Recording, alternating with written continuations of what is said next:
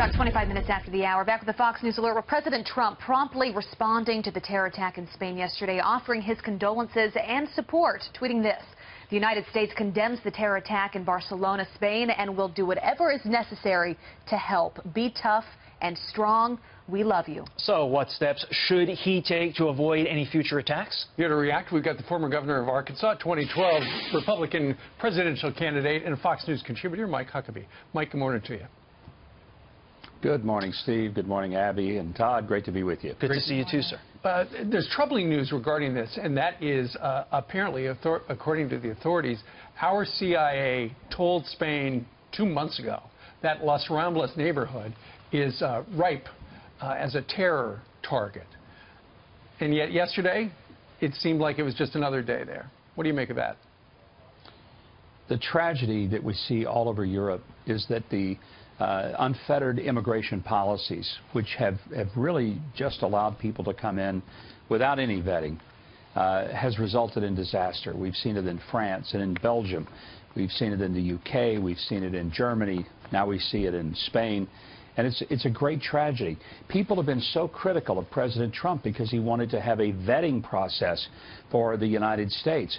We've got enough trouble with homegrown terrorism like we saw at Charlottesville. But we don't need to import any more of it.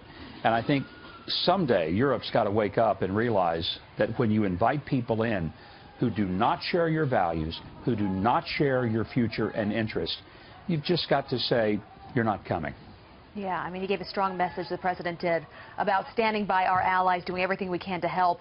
But he also tweeted out something yesterday, Governor, that has gotten a lot of criticism over the past 12 or so hours. He brought up a story about General John J. Pershing, who is said in stories that have circulated online, basically that he had dipped bullets in pig's blood to execute Islamic terrorists in the Philippines, whose religion, of course, forbids contact with the animals. The story has been found to be unsubstantiated, so he's been criticized for even bringing that up and for urging his millions of followers to go learn about that story. What was your reaction to all of that?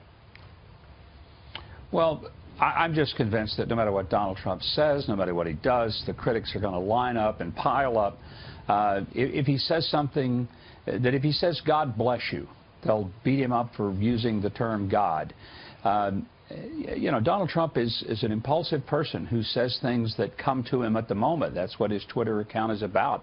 People can either accept that as the mind of a guy who's being incredibly transparent, maybe sometimes uncomfortably so, or they can just use it as one more way to show their absolute irrational hatred for all things Donald Trump. And I think we're seeing that more than anything, and especially in the criticisms after Charlottesville. He made a very, I think, clear statement Saturday night, even before we knew who the assailant was. He was incredibly clear, calling out by name these extremist white supremacist and anti-Semitic groups that are disgusting.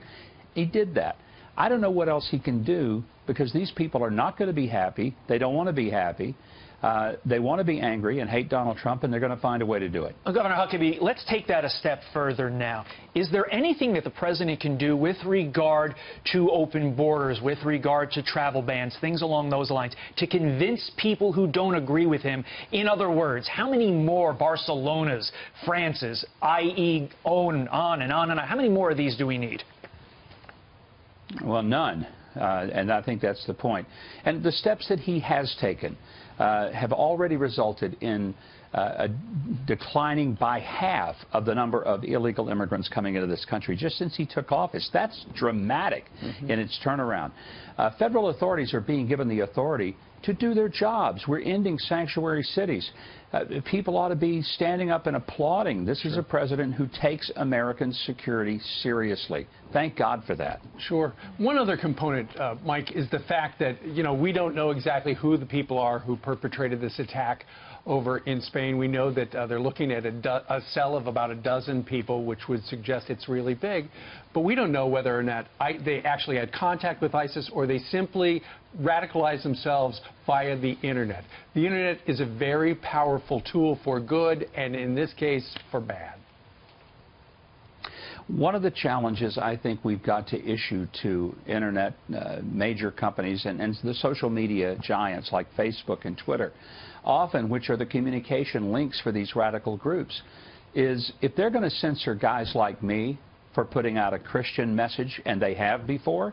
I mean, it was certainly not inflammatory. It was just a message, but they thought it was too religious. So if they're going to do that, why is it that they don't put some type of more genuine lid on these radical messages that are transporting back and forth between radicalized people and giving them instructions on what to do? I think that they have to shoulder some responsibility for that. All right. Mike Huckabee joining us today from the Panhandle of Florida. Governor, thank you very much. Good to have you with us, Governor.